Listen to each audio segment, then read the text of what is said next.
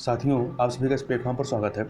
यहाँ पर हम लोग MPPCS प्रीलिम्स की जो परीक्षा 2020 की होनी है, जो कि आपका 2021 जून में होना है, उसके लिए टेस्ट सीरीज लगा रहे हैं। और जो आज के दिन हम लोग जो टेस्ट सीरीज देखेंगे, यह सिविल जॉब्स नामक जो कोचिंग संस्था है मध्य प्रदेश इंदौर की, उसके द्वारा जो टेस्ट सीरीज कराई गई है, उसी में से एक टेस्ट सीरीज को या एक टेस्ट को हम लोग यहाँ पर पूरे व्याख्या के साथ देखेंगे। तो चलिए प्रारंभ करते हैं।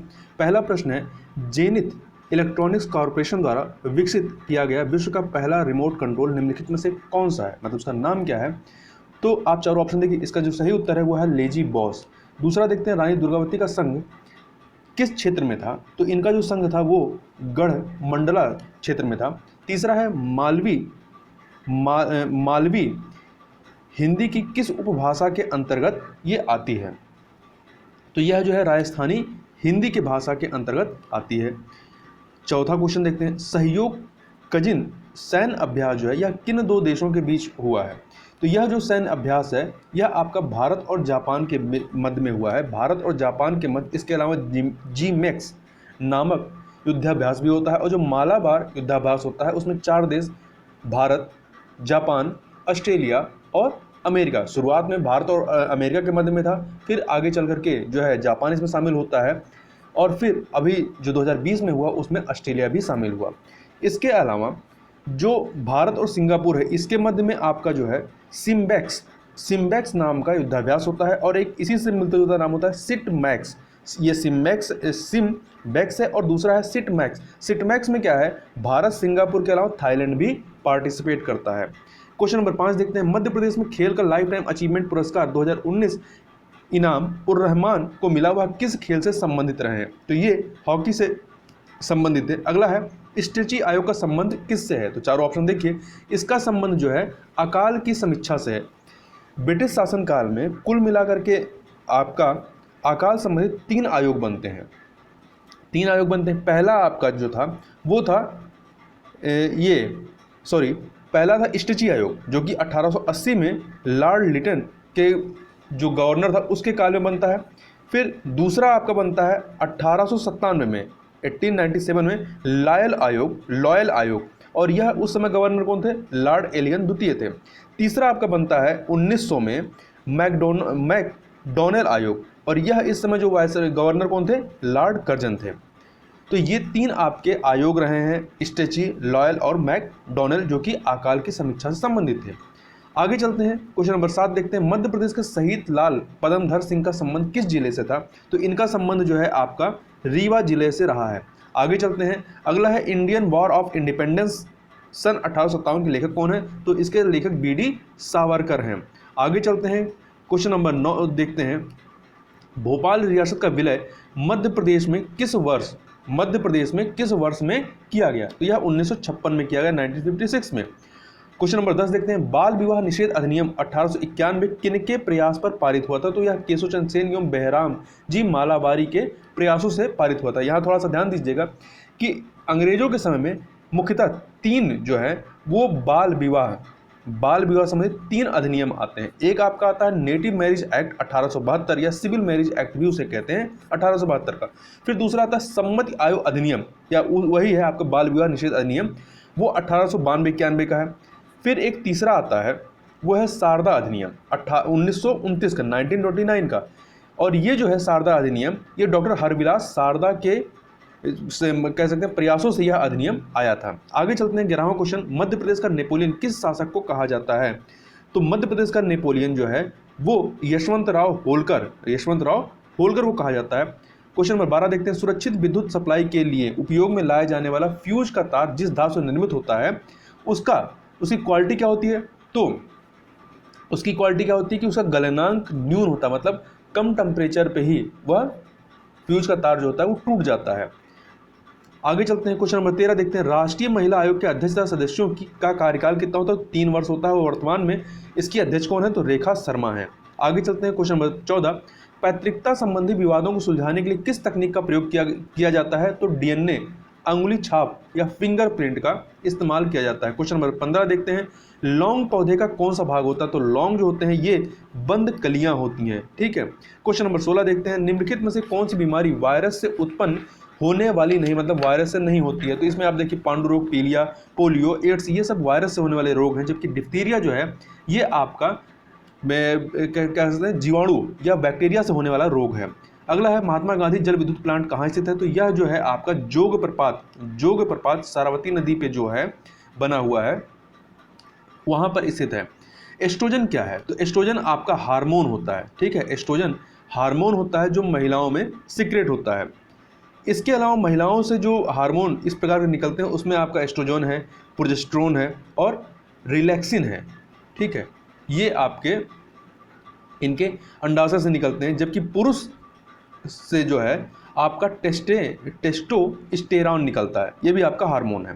क्वेश्चन नंबर 19 देखते हैं, निम्नलिखित में से कौन सा विटामिन बी कॉम्प्लेक्स समूह से नहीं है? तो देखिए आप, इसमें से सही उत्तर क्या है? रेटिनॉल। रेटिनॉल जो होता है विटामिन ए को कहते हैं, जबकि थाइमिन जो है विटामिन बी1 है, नियासिन जो है वो विटामिन बी5 है और बायोटिन विटामिन बी7 है।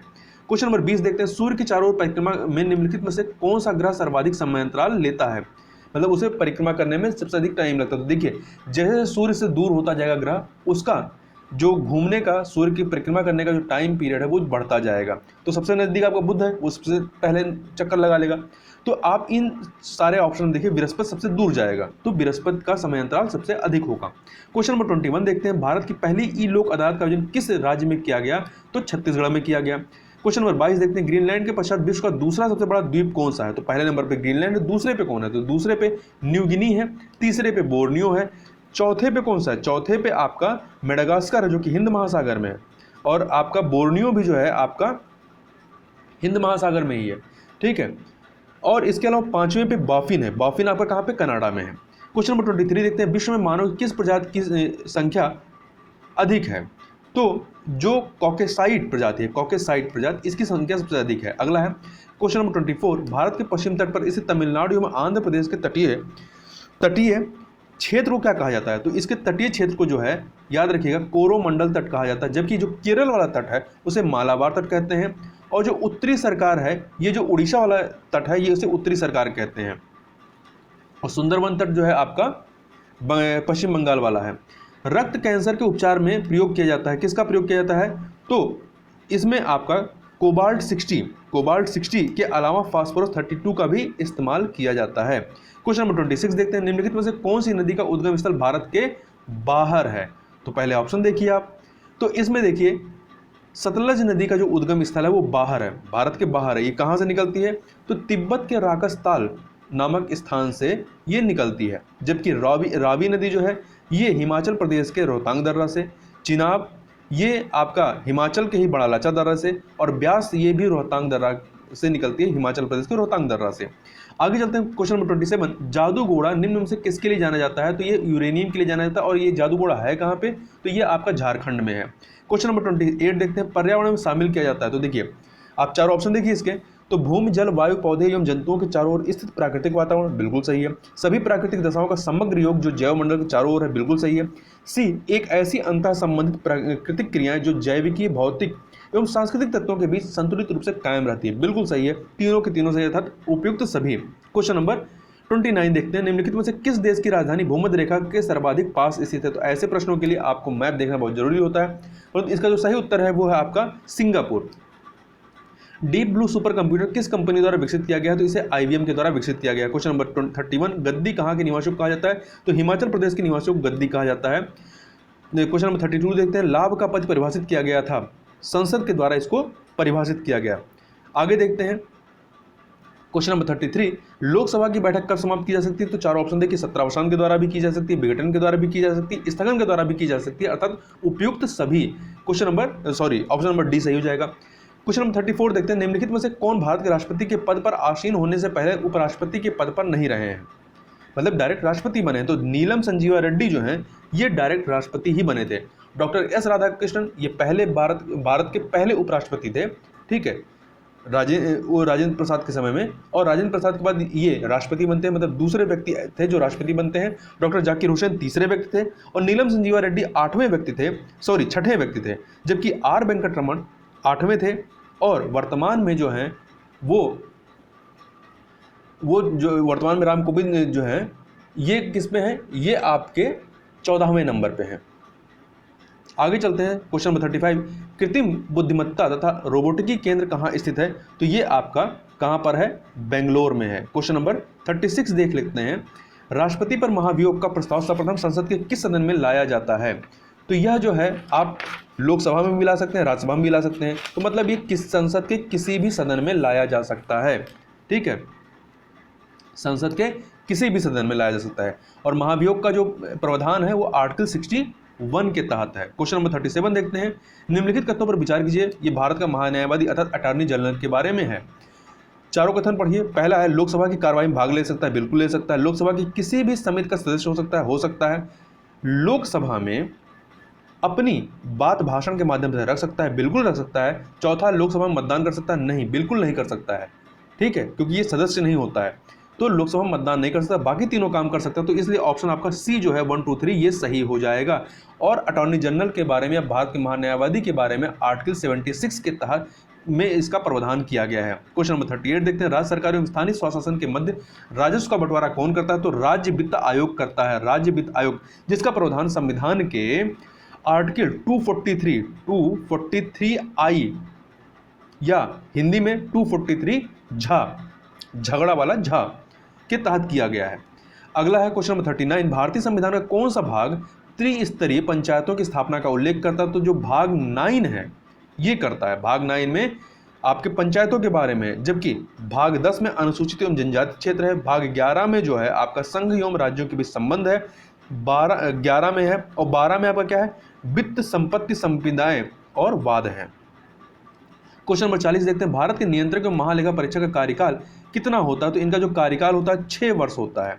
क्वेश्चन नंबर 41 देखते हैं, 2011 की जनगणना के अंतिम आंकड़ों के अनुसार मध्य प्रदेश में स्त्री पुरुष अनुपात कितना है? तो यहाँ पर स्त्री पुरुष अनुपात जो आप देखें 931 है 2011 की जनगणना के अनुसार, जबकि जो आपका 2001 में जो जनगणना हुई थी उसमें इनकी कितनी थी? 919 थी। 919 से अब कितना हो गया? 931 हो गया। ठीक है, जबकि आप नेशनल लेवल पे देखें, राष्ट्रीय स्तर पर कितना? 943 है। 943 है, मतलब राष्ट्रीय स्तर से 12 कम है यहाँ पर। और यहाँ पे सर्वाधिक जो स्त्री पुरुष अनुपात है अर्थात सर्वाधिक लिंगानुपात जो है वो कहाँ पे है? बालाघाट जिले में ही 1021 है। 1000 पे 1021 महिलाएं हैं, जबकि सबसे कम कहाँ पे? भिंड में है 837। क्वेश्चन नंबर 42 देखते हैं, मध्य प्रदेश के किस जिले में मालवा ताप परियोजना स्थापित की गई है? तो इसे खंडवा जिले में स्थापित किया गया है। स्लेट कहां पर बनती है? तो यह मंदसौर में बनती है। क्वेश्चन नंबर 44 की तरफ चलते हैं। क्वेश्चन नंबर 44 यह है आपका, गौर जनजाति गौर नृत्य किस जनजाति से संबंधित है? तो ये मुंडिया जनजाति से संबंधित है। क्वेश्चन नंबर 45, इनमें से कौन सा कथन सही नहीं है? चारों कथन देखिए। ओंकारेश्वर नर्मदा के तट पर स्थित है, बिल्कुल सही है। ओंकारेश्वर एक रेल स्टेशन है, ये भी सही है। ओंकारेश्वर 12 ज्योतिर्लिंगों में से एक है, ये भी सही है। डी, ओंकारेश्वर का तीर्थ स्थल नर्मदा और ताप्ती नदियों के संगम पर स्थित है, ये सही नहीं है। क्वेश्चन नंबर 46 देखते हैं, चंबल परियोजना संयुक्त परियोजना है, ये किस राज्यों के बीच की संयुक्त परियोजना है? तो राजस्थान और मध्य प्रदेश की। क्वेश्चन नंबर 47 देखते हैं, इनमें से कौन सा राष्ट्रीय उद्यान प्रोजेक्ट टाइगर के अंतर्गत नहीं आता? तो कान्हा, किसली, पेंच, बांधवगढ़ आते हैं, परंतु माधव जो है ये नहीं आता है। क्वेश्चन नंबर 48 देखते हैं, किस राजस्व संभाग में केवल 3 जिले हैं? तो आपका जो नर्मदापुरम संभाग है इसमें केवल 3 जिले हैं। क्वेश्चन नंबर 49 देखते हैं, मध्य प्रदेश में सर्वाधिक सड़क घनत्व किस जिले में पाया जाता है? तो यह सतना जिले में पाया जाता है। क्वेश्चन नंबर 50 देखते हैं, निम्नलिखित में से कौन सा कवि मध्य प्रदेश से नहीं है? तो कालिदास, मंडन मिश्र, भवभूत हैं, परंतु कल्हड़ यहाँ से संबंधित नहीं है। क्वेश्चन नंबर 51 देखते हैं, चंबल नदी का उद्गम स्थल किस जिले से है? तो ये इंदौर जिले से इसका उद्गम स्थल है। 42 देखते हैं, मध्य प्रदेश का ऐसा पर्यटन स्थल जो अपने मंदिरों के लिए प्रख्यात है, तो वो है खजुराहो। क्वेश्चन नंबर 53 देखते हैं, तानसेन प्रारंभ में मध्य प्रदेश के किस वंश के राज्याश्रय में रहे थे? तो ये बघेल जो राजवंश था उसके राज्याश्रय में थे, फिर बाद में अकबर के नवरत्नों में शामिल हो जाते हैं। क्वेश्चन नंबर 54 देखते हैं, जिप्सम या हरसौठ किस जिले में पाया जाता है? तो ये आपका रीवा जिले में पाया जाता है। क्वेश्चन नंबर 55 देखते हैं, राष्ट्रीय मानवाधिकार आयोग के प्रथम अध्यक्ष कौन थे? न्यायमूर्ति रंगनाथ मिश्र, और इसकी स्थापना कब होती है? 23 सितंबर 1993 को। और इसके जो अध्यक्ष होते हैं या सदस्य, ये 3 वर्ष का कार्यकाल या 70 वर्ष की आयु जो भी पहले हो उतने तक ये अपने पद पर रहते हैं। अगला है 56 नंबर, मध्य प्रदेश में जनपद पंचायतों की संख्या कितनी है? 313 है। क्वेश्चन नंबर 57 देखते हैं, 2011 की जनगणना के अनुसार अंतिम आंकड़ों के अनुसार मध्य प्रदेश में महिला साक्षरता का प्रतिशत किस जिले में सर्वाधिक है? तो सर्वाधिक कहाँ पे है? महिला साक्षरता भोपाल में, जबकि पुरुष साक्षरता के मामले में इंदौर नंबर 1 पर है। ठीक है, और यदि टोटल देखें महिला पुरुष दोनों में सर्वाधिक साक्षरता कहाँ पे है? वो है जबलपुर में, और सबसे कम कहाँ पे है? अलीराजपुर में है। अलीराजपुर में यदि आप देखें सबसे कम है, चाहे महिला के रूप में देखें, चाहे पुरुष के रूप में, चाहे समग्र रूप से देखें, तो अलीराजपुर में सबसे कम है।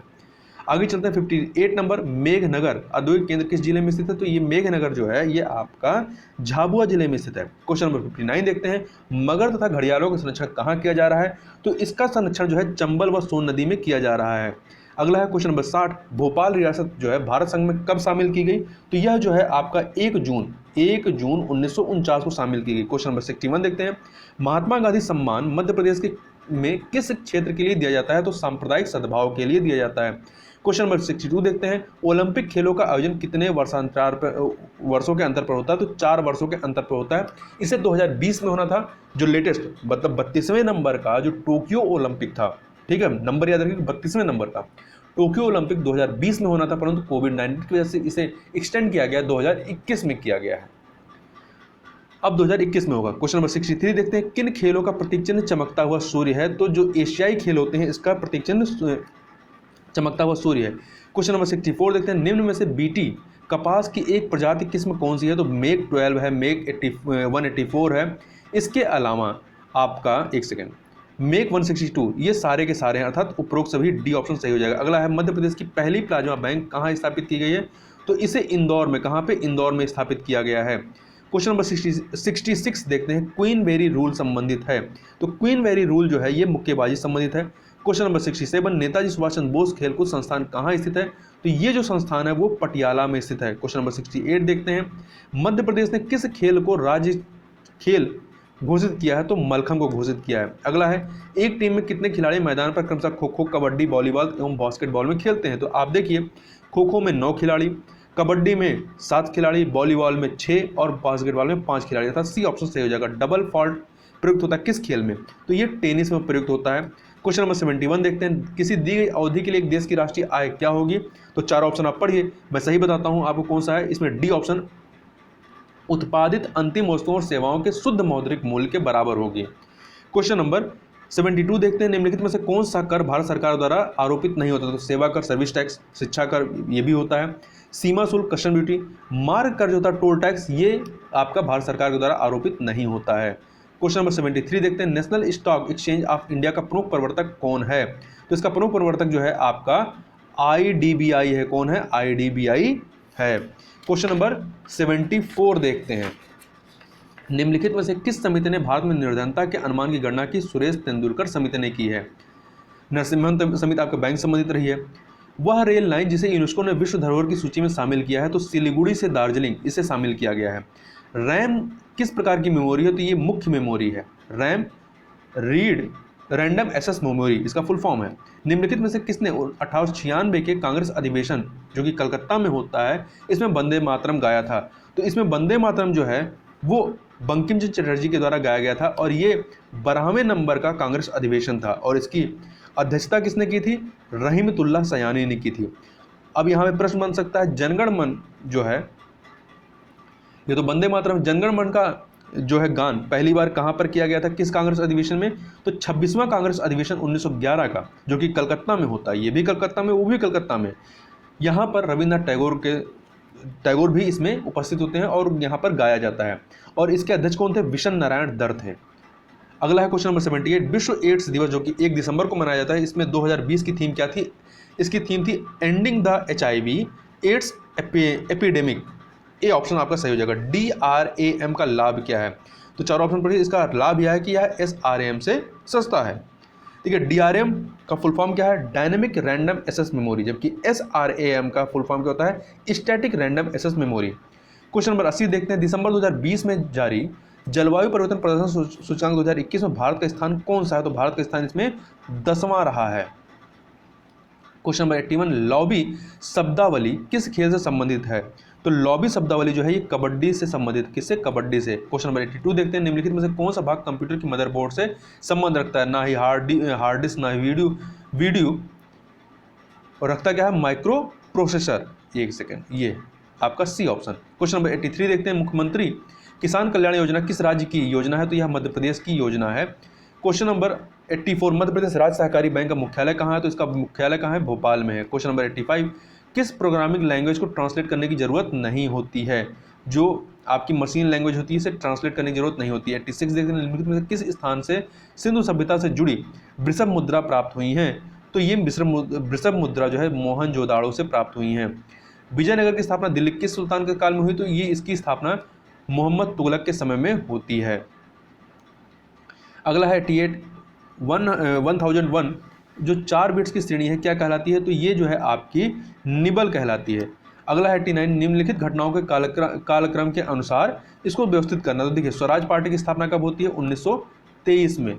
ठीक है, जलियांवाला बाग हत्याकांड 1919 में होता है। कांग्रेस लीग समझौता 1916 में होता है। चौरी चौरा हिंसा जो है 22 में होता है, 1922। तो आप देखिए, सबसे पहले आपका 3 आएगा, फिर 2 आएगा, फिर 4 आएगा, फिर 1, अर्थात सी ऑप्शन आपका सही हो जाएगा। अगला है बावनथड़ी परियोजना मध्य प्रदेश किस जिले से संबंधित है? तो ये आपका किससे संबंधित है?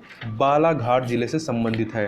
क्वेश्चन नंबर 91 देखते हैं, ये है प्रधानमंत्री वय वंदन योजना का संबंध किससे है? तो इसका संबंध जो है वो वरिष्ठ नागरिकों से है। रिज्यूम बनाने के लिए किस सॉफ्टवेयर का प्रयोग किया जाता है? उपयोग किया जाता है MS वर्ड और पेज मेकर दोनों का। तो A और B दोनों सही है, सी ऑप्शन सही हो जाएगा। क्वेश्चन नंबर 93 देखते हैं, गुप्त काल में व्यापारियों के प्रमुख को क्या कहा जाता था? तो इन्हें जो इनका प्रमुख होता था उसे सार्थवाह कहा जाता था। ठीक है। अगला है टेलीविजन के रिमोट कंट्रोल में किस प्रकार की तरंगों का उपयोग किया जाता था या प्रयोग किया जाता है? तो औरक तरंगे जिसे इंफ्रारेड रेज कहते हैं उनका प्रयोग किया जाता है। अगला है, जब कई कंप्यूटरों को एक ही जगह पर जोड़ना होता है तब उसे क्या कहा जाता है? तो उसे लैन कहा जाता है, लोकल एरिया नेटवर्क। अगला है मृतक घाटी जिसे डेथ वैली कहते हैं, ये कहाँ स्थित है? तो ये आपके संयुक्त राज्य अमेरिका में स्थित है। क्वेश्चन नंबर 97, ईमेल भेजते समय की लाइन संदेश की विषय वस्तु के बारे में बता देती है, मतलब कौन सी लाइन संदेश के विषय के बारे में बताती है? तो जो सब्जेक्ट वाली लाइन है वो बताती है। 98 देखते हैं, भारत के किस राज्य में थोरियम का सर्वाधिक भंडार है? तो केरल में सर्वाधिक भंडार है।